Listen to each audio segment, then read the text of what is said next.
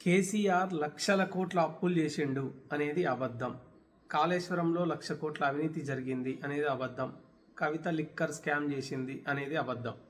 ఇవన్నీ పచ్చి అబద్ధాలు అని చెప్పింది ఎవరో కాదు, ఒప్పుకున్నది ఎవరో కాదు, బండి సంజయ్ గారు ఒప్పుకోవడం జరిగింది. మీరు వింటున్నది నిజమే. వీడియో మొత్తం చూస్తే మీకు క్లారిటీ వస్తుంది.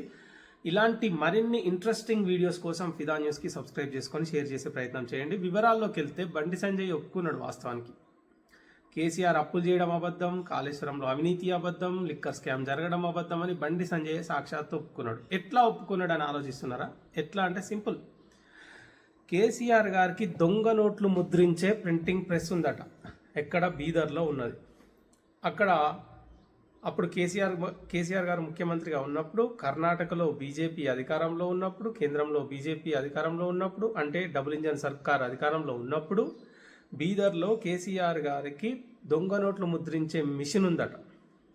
డైరెక్ట్గా ఏం చేసిండు? ఆ మిషన్ ఉపయోగించి దొంగ నోట్లు ముద్రించి పోయినసారి ఎలక్షన్లలో డబ్బులు పంచిపెట్టిండట. ఇది ఎవరో రోడ్డు మీద తిరిగే వ్యక్తో, ఫాల్తు వ్యక్తితో మాట్లాడిన మాటలు కావు. సాక్షాత్తు కేంద్ర సహాయ మంత్రి బండి సంజయ్ గారు మాట్లాడినటువంటి మాటలు. ఇప్పుడు చూద్దాం. మరి కేసీఆర్ గారికి నోట్లు ముద్రించే మిషన్ ఉన్నప్పుడు తెలంగాణ కోసం అప్పులు చేయాల్సిన అవసరం ఏమున్నది? ఆయనకి ఇష్టం ఉన్నన్ని 1,00,000 కోట్లు ముద్రించి తెలంగాణను డెవలప్ చేసుకుంటాడు కదా. Number 1 point. ఆయనకే ప్రింటింగ్ ప్రెస్ ఉంటే ఎవడన్నా అప్పులు చేస్తాడా? ఎదవైనా చేస్తాడా? ప్రింటింగ్ ప్రెస్ ఉన్నాక అప్పులు? నోట్లు ముద్రించుకునే ప్రింటింగ్ ప్రెస్ ఉన్నాక అప్పులు ఎవడన్నా చేస్తాడా? చేయడు. రెండోది అవినీతి.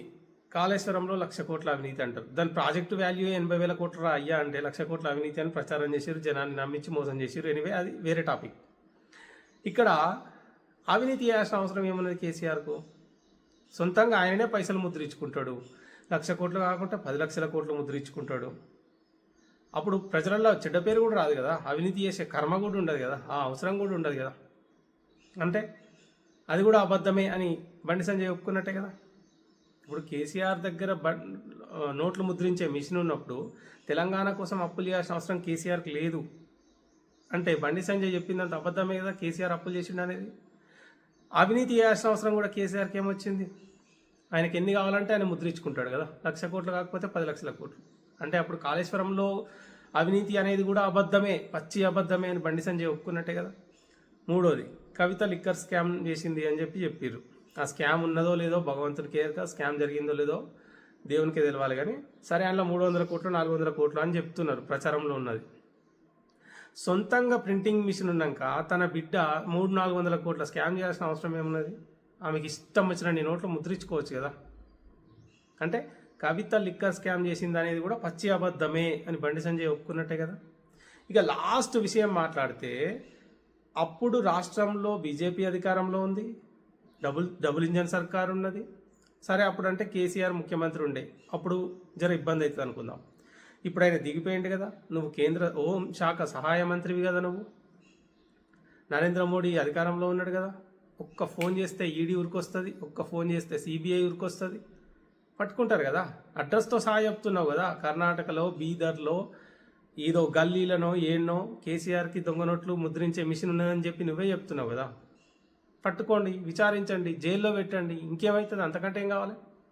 కాళేశ్వరంలో అవినీతి అనేది పచ్చి అబద్ధం కాబట్టి కేసీఆర్ని పట్టుకోలేకపోతున్నారు. మరి దొంగ నోట్లు ముద్రించుడు నిజమైతే కేసీఆర్ని పట్టుకొని జైలేయచ్చు కదా. ఇంకా బీజేపీకి మైలేజ్ వస్తాయి కదా. గాలి మాటలు చెప్పి చెప్పి చెప్పి చెప్పి ఇట్లనే చెప్పుకుంటూ పోతే జనాలు నిజం చెప్పినా నమ్మరు. బండి సంజయ్ గారు ఇష్టం వచ్చినట్టు ఆరోపణలు ఎప్పుడు చేయాలి? ప్రతిపక్షంలో ఉన్నప్పుడు చేయాలి. కేంద్రంలో అధికారంలో ఉన్నది మీరే. ఈడీ సిబిఐ మీ చేతుల్లోనే ఉంటుంది. విచారణ చేయొచ్చు, అరెస్ట్ చేయొచ్చు, జైల్లో పెట్టవచ్చు. ఇవన్నీ చేయకుండా సోది మాటలు, సొల్లు మాటలు, ఏం చెప్పినా ఎవడు పడితే వాడు నమ్ముతాడు. ఏమన్నా అంటే హిందూ మతాన్ని అడ్డం పెట్టుకొని రాజకీయం చేస్తాం, మేము ఏం చెప్పినా మమ్మల్ని ప్రశ్నించేటోడు ఉండడు, అడిగేటోడు ఉండడు అని చెప్పి ఏది పడితే అది నమ్ముతారంటే ఎట్లా? బండి పోతే బండి, గుండు పోతే గుండు అన్నప్పుడే ఇజ్జత్ రాయ మొత్తం. బడ్జెట్లో రాష్ట్రానికి ₹1 తెచ్చుడు శాత కాకపోయా, ఎందుకు ఇయ్యరు అని అడిగే దమ్ము లేకపోయా. గిసొంటి గాలి మాటలు మాట్లాడమంటే రోజు 100 ముచ్చట్లు చెప్పుకుంటూ కూర్చుంటే ఎట్లయితుంది?